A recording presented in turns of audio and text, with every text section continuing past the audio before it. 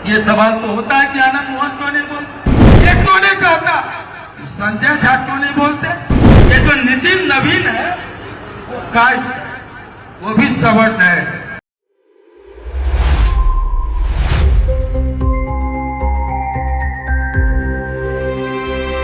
बिहार के बाहुबली नेता और पूर्व सांसद आनंद मोहन इन दिनों अपने बेबाक भाषणों से सुर्खियों में बने हुए हैं। अभी पिछले दिनों जेडीयू के नेताओं पर कई आरोप लगाए थे, जिन पर काफ़ी हंगामा भी हुआ।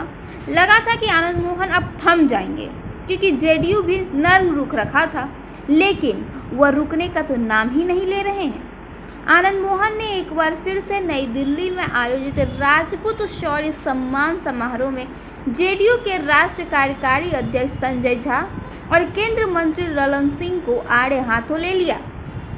दरअसल आनंद मोहन का वीडियो सामने आया है, जिसमें उन्होंने यूजीसी के मुद्दे पर संजय झा और ललन सिंह के साथ साथ बीजेपी अध्यक्ष नितिन नवीन की चुप्पी पर भी सवाल उठाए हैं।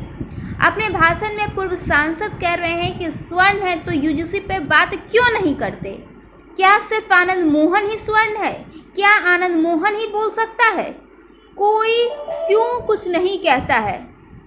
कोई क्यों नहीं कह रहा है कि ललन सिंह यूजीसी पर क्यों नहीं बोलते?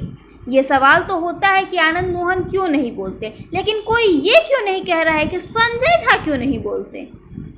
बीजेपी के राष्ट्रीय अध्यक्ष नितिन नवीन का नाम लेकर आनंद मोहन कहते हैं नितिन नवीन कायस्थ है, वो भी स्वर्ण है, यूजीसी का नियम उन पर भी लागू होगा, लेकिन कोई नहीं कहता कि नितिन नवीन क्यों नहीं बोलते। दरअसल नई दिल्ली के बुराड़ी में आनंद मोहन ने राजपूत शौर्य संगम में ललन सिंह, संजय झा और नितिन नवीन पर सीधा निशाना साधा।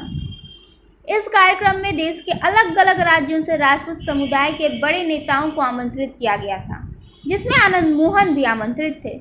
इन्होंने जब भाषण दिया तो यूजीसी का मुद्दा उठाकर जेडीयू नेता संजय झा और ललन सिंह पर हमला तो किया ही, साथ ही बीजेपी के राष्ट्रीय अध्यक्ष नितिन नवीन को भी लपेट लिया।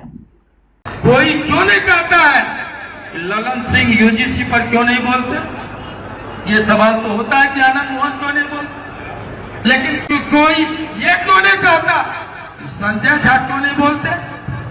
कोई ये क्यों नहीं कहता कि ये जो नितिन नवीन है वो कास्ट है, वो भी सवर्ण है, यूजीसी उस पर भी लागू होगा। क्यों नहीं कहता कि इस पर नितिन नवीन क्यों नहीं बोलते। सिर्फ आपसे मैं कहूंगा, हमारी तो उम्र तय कर दी गई, बरस 18 छत्री जिए, बाकी चीजें को विकास।